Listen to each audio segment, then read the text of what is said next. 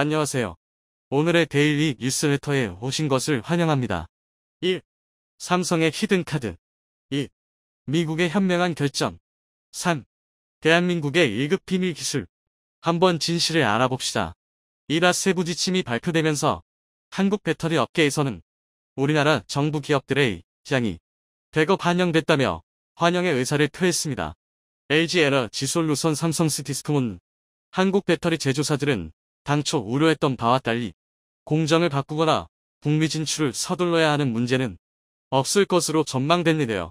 배터리 제조사를 대표하는 한 업체 관계자는 공급망 다변화를 위해 지분 투자를 적극적으로 하고 있으며 장기 공급 계약을 통해 공급량을 안정적으로 유지할 수 있는 전략을 실행하고 있다라고 밝혔습니다. 그러면서 국내 배터리 제조사들은 모두 북미에 진출해 있는 것으로 알고 있다면서 배터리 제조사들이 이라 세부 지침을 발표하기 전부터 준비를 해야 하기 때문에 타격이 없을 것으로 생각한다라고 덧붙였습니다. 이라 세부 지침에 따르면 배터리 부품의 경우 북미에서 제조하거나 조립한 부품을 50% 이상 사용할 때에만 세액공제를 받을 수 있는데요. 해당 비율은 매년 10%씩 증가하여 2029년에는 100%를 달성해야 세액공제 대상이 됩니다. LG 엔솔, 삼성 SDI, SK온 등 국내 배터리 제조사들은 설립할 예정이기 때문에 해당 지침이 문제가 되지 않는다는 입장입니다. LG 엔솔의 경우 GM과 합작해 설립한 공장 3개 중 1기와 2기를 가동 중이고 2023년 생산량이 55GW시까지 증가할 것으로 보고 있는데요. 업계에서는 3개 공장을 모두 가동하는 LG 엔솔의 북미 지역 생산 능력이 연간 120GW시까지 증가할 것으로 전망했습니다. 또 LG 엔솔은 최근에 미 애리조나주에 7조 2천억 원을 투자해 북미 최대 규모의 공장을 설립했습니다. 지난해 투자 계획을 발표했다가 중단했지만 최근 기존 투자 규모의 약 3배 투자 금액을 투자하겠다고 발표하면서 업계에서는 LG 엔솔이 이라의 세부 지침을 긍정적으로 예측했다는 말이 나오기도 했습니다. 삼성 SDI의 경우에도 최근 스텔라티스와 합작법인을 설립하여 북미 지역에 배터리 공장을 설립하겠다고 발표했습니다. SK온 역시 에코프VM, 포드와 합작법인을 설립하여 북미에 진출하는 등 북미 시장 진출에 적극 나서고 있다는 평가가 나오고 있는데요. 하지만 이번 세부 지침에서 한국 배터리사들 탈중국 전략에 대해서는 구체적인 대책이 나오지 않았다는 게 업계의 전반적인 시각입니다.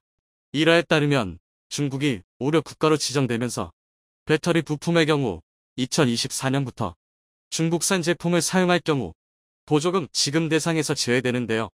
LG 엔솔의 2022년 4분기 실적 설명회 자료에 따르면 2023년 예상 배터리 생산량은 폴란드와 북미를 합친 것보다 중국에서의 생산량이 더 많은 상황인데요. 삼성 SMI 역시 20개의 종속기업 중 중국에 위치한 3개의 법인에서 배터리를 생산하는 등 중국 의존도가 높은 편이라는 분석이 나왔습니다.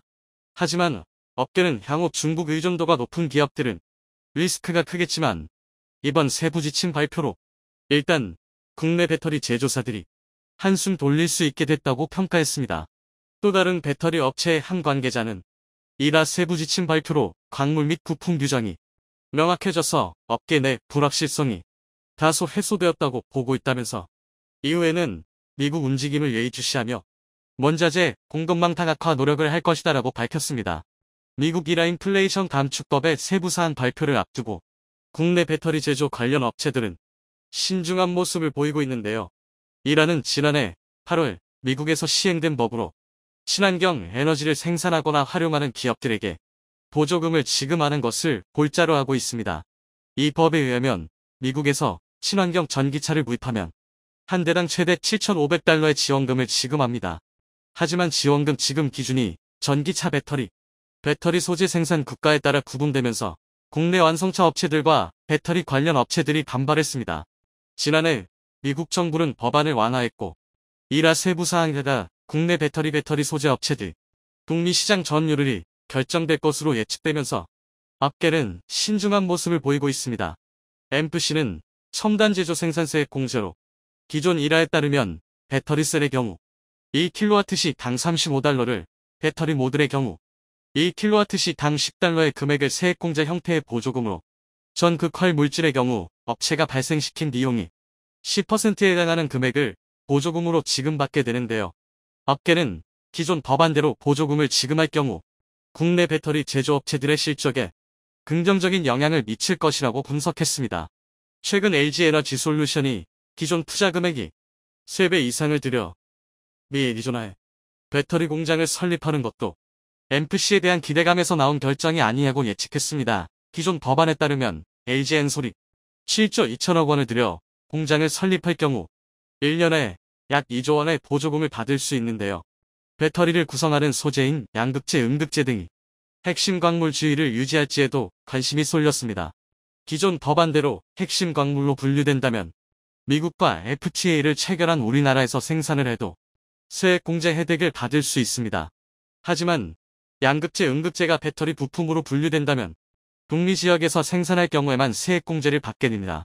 이러한 상황에서 국내 배터리 관련 업체들은 신중한 입장을 보였습니다. 관계자는 세부 사항이 나와야 구체적인 방향을 결정할 수 있을 것 같다면서 내부적으로 준비는 하고 있다라고 밝혔습니다. 배터리 제조에 사용되는 광물의 조달국 범위를 어디까지 인정할 것인지에도 관심이 집중되고 있습니다. 한국 배터리 업체들은 주로 인도네시아와 아르헨티나에서 니켈, 리튬 등의 광물을 조달하고 있는데요.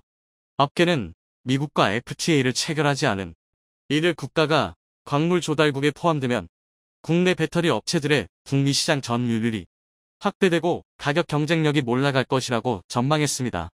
이러한 상황에서 미국과 일본의 광물 협정은 긍정적인 신호라는 분석이 나왔습니다.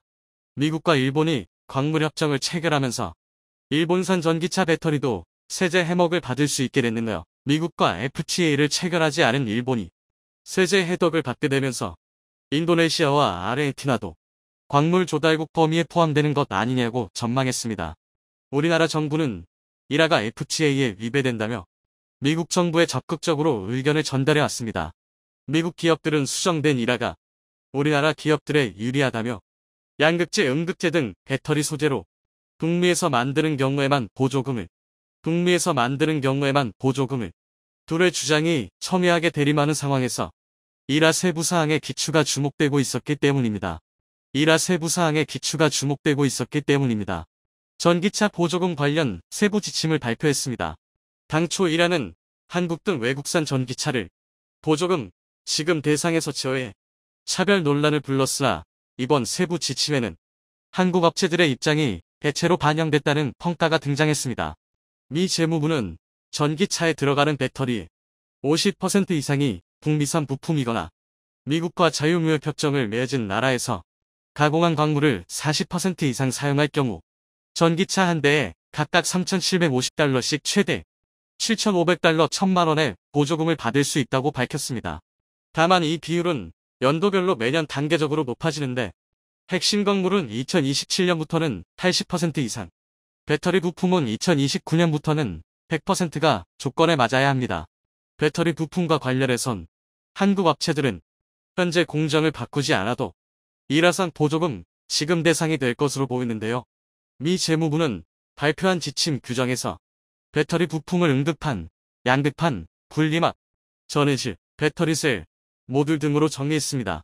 그러나 응급판이나 양극판을 만드는 데 사용하는 구성 재료는 배터리 부품에 포함하지 않기로 했는데요. 한국 업체의 경우 구성 재료인 양극 활물질 등은 국내에서 이후 양극판, 응극판을 만드는 단계는 미국에서 진행하고 있는 것으로 알려졌습니다. 이대로라면 한국 업체들은 현재의 공정을 바꾸지 않아도 이라에 따른 보조금 지급 대상이 될 수 있게 되는 것입니다. 또 미국과 FTA를 체결하지 않은 국가에서 추출한 핵심 광물도 FTA 체결국에서 가공해 세부 규정에서 요구하는 일정 비율 기준을 충족하면 보조금 대상으로 인정되는데요. 인도네시아, 아르헨티나 등 미국과 FTA를 맺지 않은 나라에서 수입한 광물을 한국에 가공해서 부가가치 기준을 충족하면 보조금을 받을 수 있다는 의미입니다. 이에 한국 기업들이 그간 요구해온 내용이 대체로 반영됐다는 평가가 나온 것입니다. 한편 이번 세부 지침이 적용되면 북미 최종 조림 규정만을 충족하며 보조금 혜택을 누려온 전기차들 중 일부는 혜택에서 제외될 전망입니다. 이미 업계에서는 중국산 배터리를 장착한 테슬라의 일부 모델이 세액공제 혜택에서 제외될 것이란 전망이 나오고 있습니다. 이와 관련 테슬라는 모델 3 RWD 푸른 구동이 지급되던 미국 전기차 보조금 혜택이 사라질 것이라고 밝혔습니다. 구체적인 세금 혜택 대상 모델은 내달 공개될 예정으로 LG 에너지 솔루션, 삼성 스티스본 등 한국 배터리 3사가 미국 인플레이션 감축법으로 2032년까지 90조 원 내의 보조금 혜택을 받게 됐습니다. 다만 하반기에 발표될 구체적인 우려 국가에 대해선 긴장을 늦추지 않는 모습으로 삼성과 배터리 업계에 따르면 국내 배터리 3사의 북미 지역 총 생산 능력은 554GWh에 달하는데요. 총 554GWh에 달하는데요. LG 에너지 솔루션과 SKU는 북미에서만 각각 293GWh와 181GWh 규모의 생산 능력을 확보한 상태로 알려졌습니다. 삼성 SDI는 스텔란티스와의 합작법인으로 33GWh를 확보했는데 여기에 제너럴 모터스 합작 공장이 성사될 경우 최대 50GWh의 생산 능력이 더해져 총 80GWh를 갖출 것으로 업계는 보고 있습니다. 한국 배터리 기업들은 앞다퉈 북미 시장에 진출한 덕분에 일화의 첨단 제조 생산 세액공제 혜택을 받게 됐습니다. MFC는 미국에서 배터리셀을 생산할 때 EKWH당 35달러, 배터리 모듈은 추가 10달러의 보조금을 지급하는 제도입니다. 이에 따라 삼성은 3사의 MFC의 보조금 규모가 90조 원대에 달할 것으로 추산했습니다. 향후 다른 완성차 업체들과의 험업이나 공장 증설이 진행될 경우 보조금 수준은 더 늘어날 것으로 전망되는 것입니다. 다만 중국 광물 의존도를 줄이는 숙제가 변수가 될 것으로 전망되었습니다. 미국 정부가 중국과 관련된 해외 우려 기업으로부터의 배터리 부품과 핵심 광물 수급을 금지하거나 엄격한 기준을 적용하는 조항들을 당장 내년부터 적용할 예정이기 때문입니다. 배터리업계 관계자는 해외 무력 기업 규정에 대한 가이드라인은 올해 하반기에 발표하는 것으로 알고 있다며 하반기 가이드라인을 봐야겠지만 현재 수산화 리듬, 탄산망간, 황산 코발트, 인조 의견 등에 대한 중국 의존도가 높아서 공급망 다변화에 더 속도를 내야 한다고 밝혔습니다. 이 와중에 삼성 SDI가 지난해 유럽과 미국의 연구개발 연구소를 잇따라 설립한 데 이어 올해 중국에도 RD 연구소를 설립하며 글로벌 RD 역량 강화에 나선다고 밝혔습니다. 삼성 SDI는 중국 상해에 SDI RD 차이나를 설립했다고 밝혔습니다. 앞서 지난해에는 독일 뮌헨에 SDI RD 유럽을, 다음은 미국 보스턴에 SDI RD 아메리카를 각각 설립한 바 있었습니다. 삼성 SDI는 유럽, 미국, 중국 등 해외 주요 거점에 연구소를 설립함으로써 글로벌 RD 네트워크 구축을 완료했다고 강조했습니다. 지역별로 특화된 배터리 공법 설비, 차세대 전지, 소재 기술 등 각 국가별 강점 기술들을 조기에 확보해 초격차 기술 경쟁력을 강화할 수 있게 됐다는 설명이었습니다. 미국 또한 이러한 삼성의 독자적인 플랫폼에 보조금 기준을 완화해줄 수밖에 없었을 것이라는 해석이 등장했는데요. 삼성 측은 중국의 무수 대학 연구기관과 협력 네트워크 강화를 통해 특화 기술을 확보하고 업체 동향을 파악, 연구소 내 배터리 소재 검증, 랩을 구축해 신규 기능성 저가 소재 발굴 검증에 나선다는 계획을 밝혔으며 또한 앞으로 대학들과 산학협력 과제를 수행하고 자체 팀과 인프라 구축 등을 통해 신소재 발굴에도 박차를 가할 방침이라고 설명했습니다. 삼성 SDI는 업계 최고 수준의 연구개발비를 투자하며 미래 성장 동력인 차세대 배터리 기술 개발에 집중하고 있습니다. 지난달 공시된 삼성 SDI 사업보고서에 따르면 지난해 삼성 SDI의 연구개발비는 1조 764억 원으로 역대 최대치를 기록했습니다. 또한 삼성 SDI는 서울대, 코스텍, 카이스트 등 국내, 해외 유수의 대학들과 배터리 인재 양성 협약을 체결하고 국내 박사급 인력을 대상으로 테크 코리아 포럼을 개최하는 2030년 글로벌 톱티어 회사 목표를 달성하기 위한 미래 우수 인재 확보와 양성에 총력을 기울이고 있어 미국도 이를 무시하지 못할 것이란 분석이었습니다. 최근 인공지능 AI에 질문을 입력하면 빅데이터를 기반으로 명확한 답변을 주는 챗 GPT가 전 세계를 놀라게 하고 있습니다. 일각에서는 인터넷의 등장과 스마트폰의 등장에 비견될 정도로 인류의 생활을 바꿔줄 혁신적인 서비스라는 평가를 내리고 있는데요. 지난해 11월 출시해 대중에 공개된 챗 GPT는 출시한 지 한 달 만에 7천만 명의 사용자를 넘겼고 출시한 지 2달이 지난 지금 1억 5천만 명 가량의 월간 이용자 수를 기록하고 있습니다.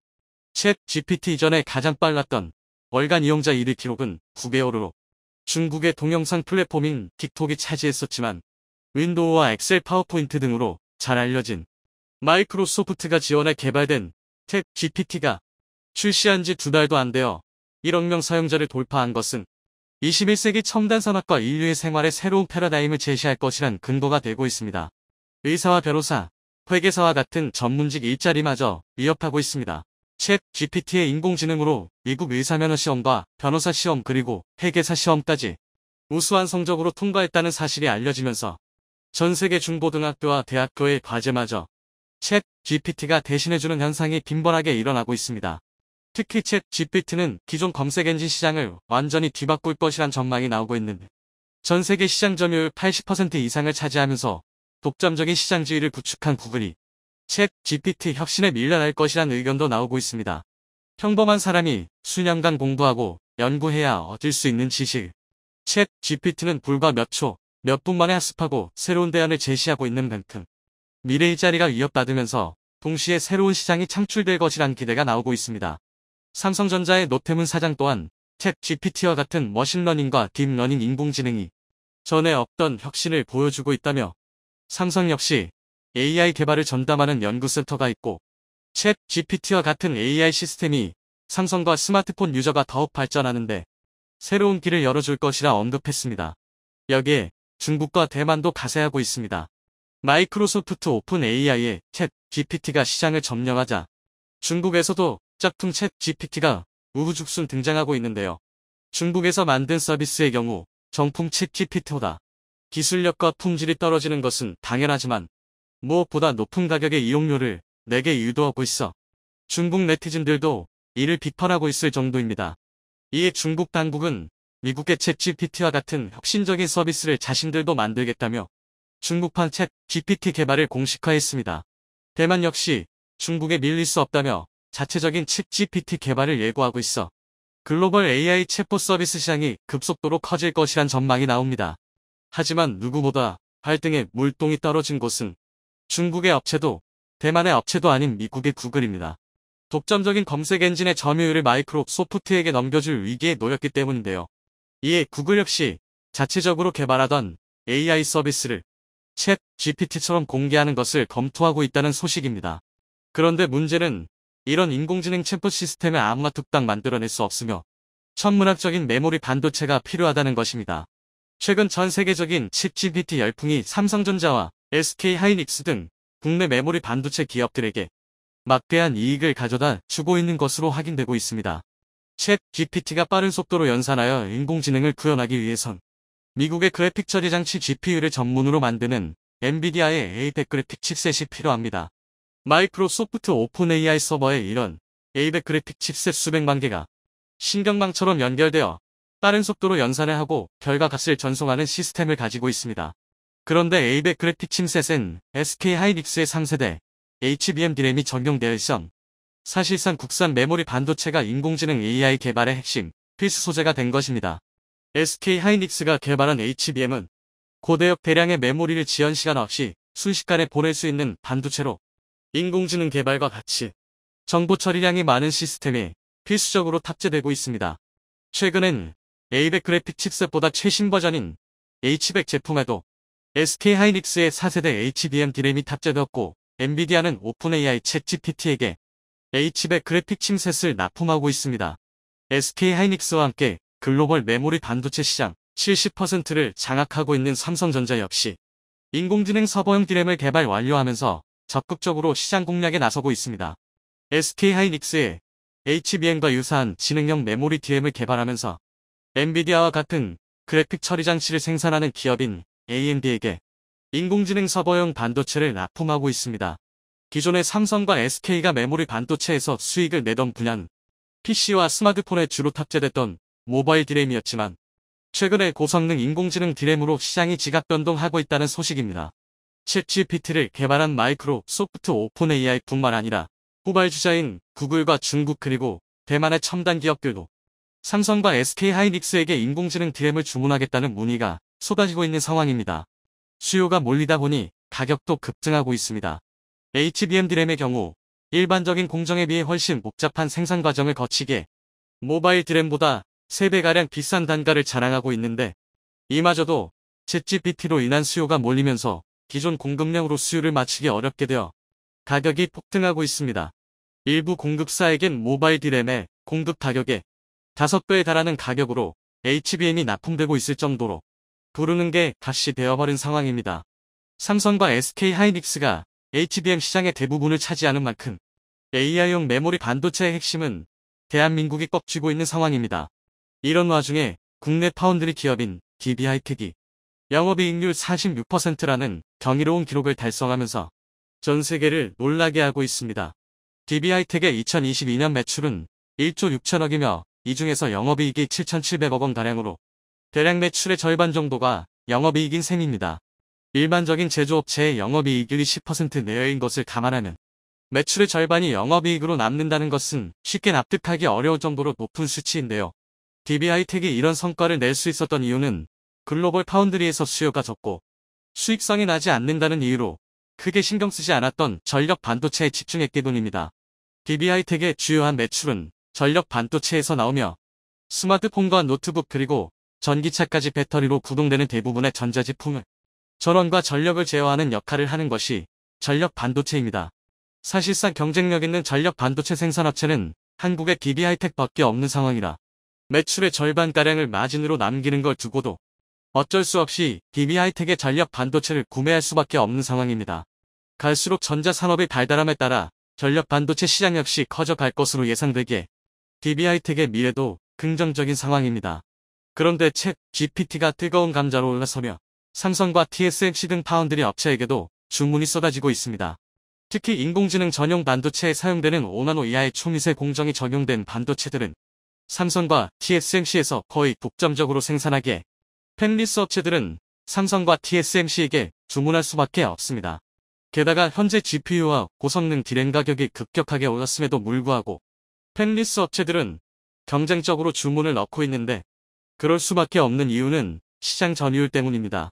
현재 마이크로 소프트의 챗GPT가 시장에 나오며 전례 없는 빠른 속도로 시장을 잠식해 나가자 기존의 구글과 메타 등 빅테크 업체들은 비상 경영체제에 돌입했습니다.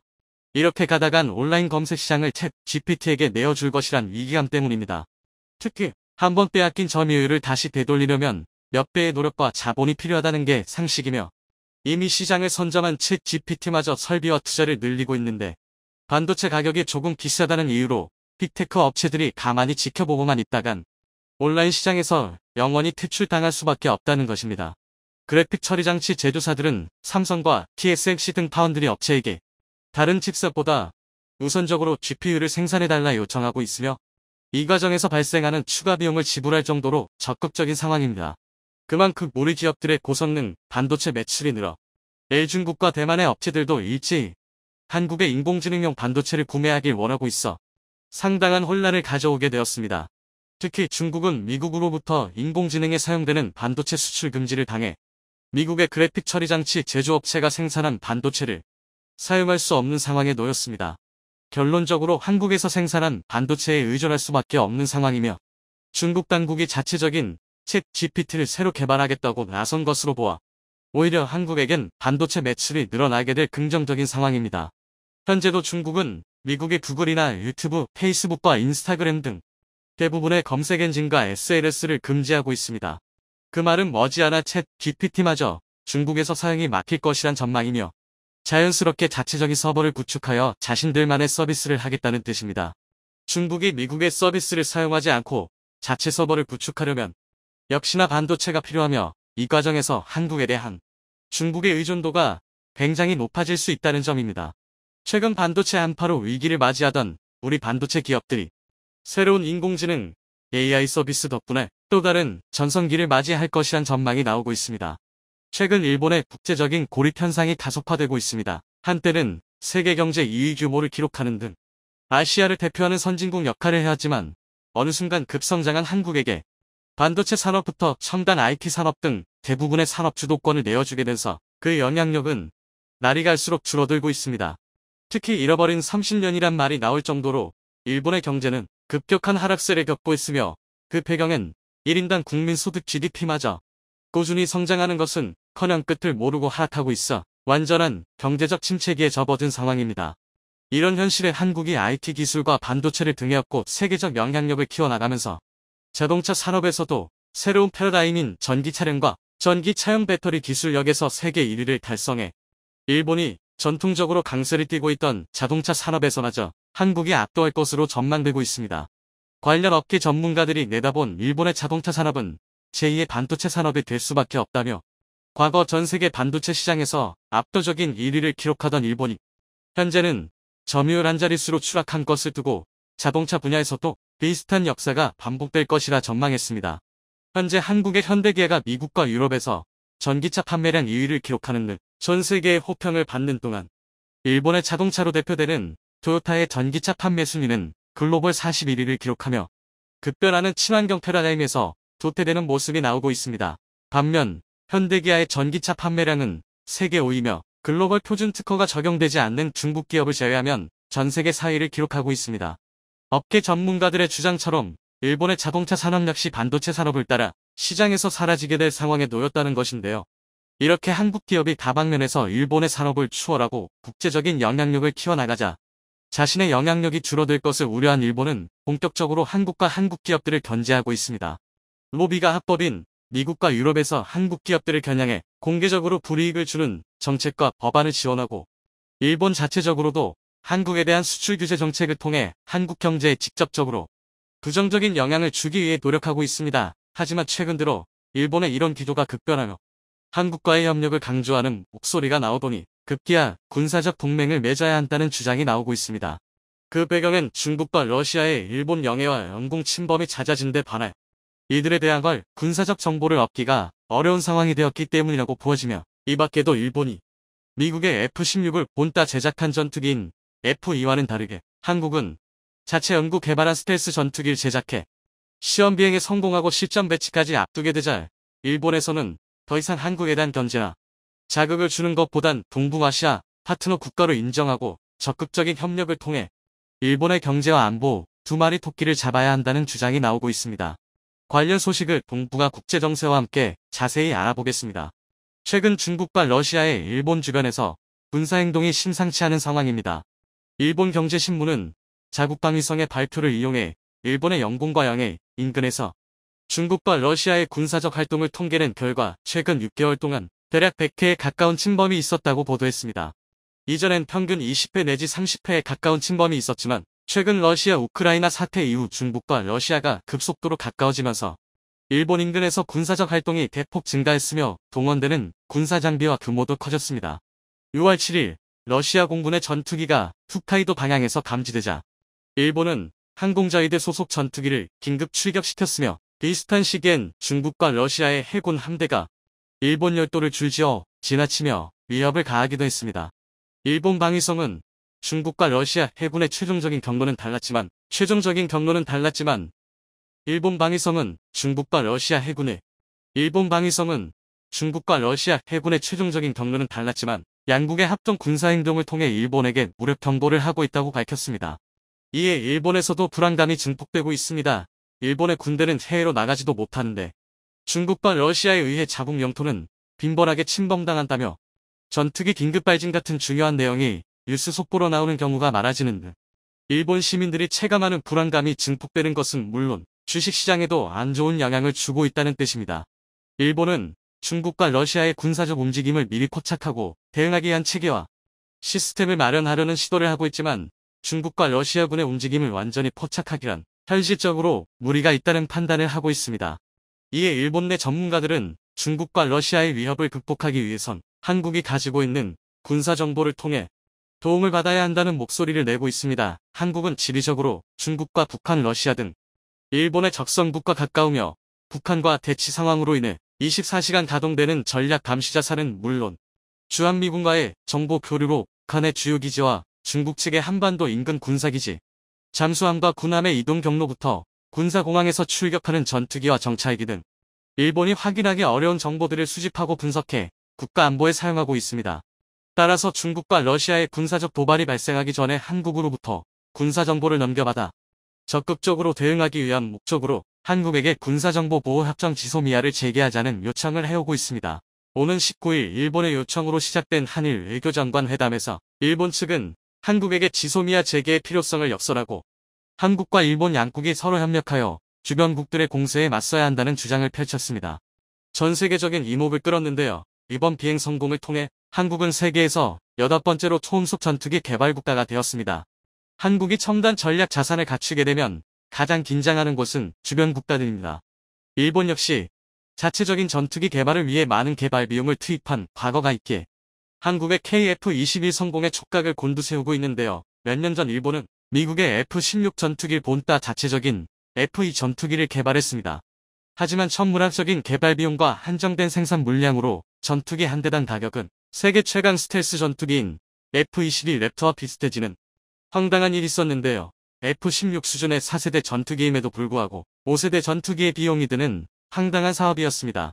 일본의 예산심의위원회에서 심의한 결과 도입 당시 가격과 환율을 생각해보면 훨씬 더 성능 좋은 미국산 전투기를 더 살 수도 있었다는 계산이 나와 자체 전투기 사업의 실효성이 없다고 판단 내렸을 정도입니다. 하지만 한국은 일본과는 다르게 4.5세대 스텔스 성능을 갖춘 최첨단 전투기를 일본보다 훨씬 저렴한 개발 비용을 들여 만들었다는 것입니다. 이에 일본에서도 한국에 지지 않겠다며 5세대 전투기를 만들기 위해 자신만만한 계획을 밝혔지만 공동으로 연구개발하기로 한 영국의 참여가 예상과는 다르게 불투명해지면서 일본의 6세대 전투기 개발 사업은 좌초될 위기에 놓였습니다. 반면 한국은 반도체 산업과 자동차 산업 등 최첨단 기술력이 필요한 산업에서 두각을 나타내더니 이제는 초음속 스텔스 전투기까지 개발해 주변국에게 큰 긴장감을 안겨주고 있는 상황입니다.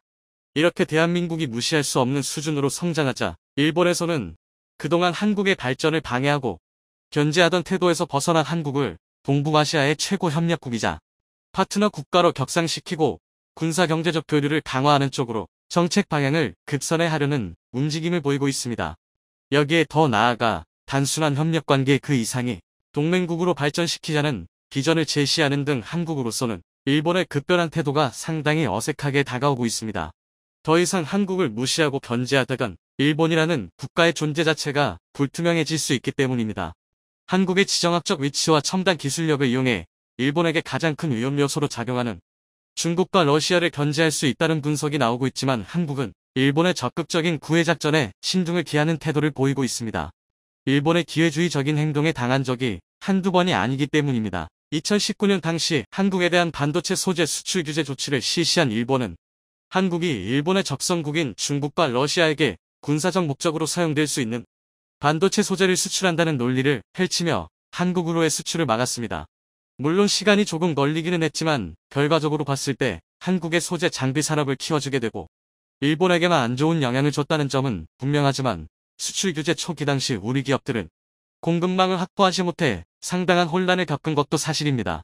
그런데 이제 와서 한국은 일본과의 군사협력은 물론 경제적 협력까지 할 수 있는 국가라고 지켜세우며 한국에 대한 다방면의 협력을 주문하고 있는 상황이 쉽게 납득하기 어렵게 다가오고 있습니다.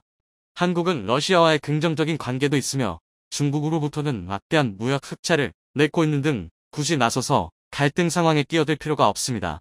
지금처럼 중립을 유지하면서 국익을 도모하는 게 최선이지만 일본이 한국을 끌어들이려는 이유가 있습니다. 중국 러시아와의 갈등 상황에 한국이 포함된다면 유사시 일본 본토를 타격하기 전에 지리적으로 가까운 한국이 우선 타격 대상이 된다는 계산이 기저에 깔려 있습니다.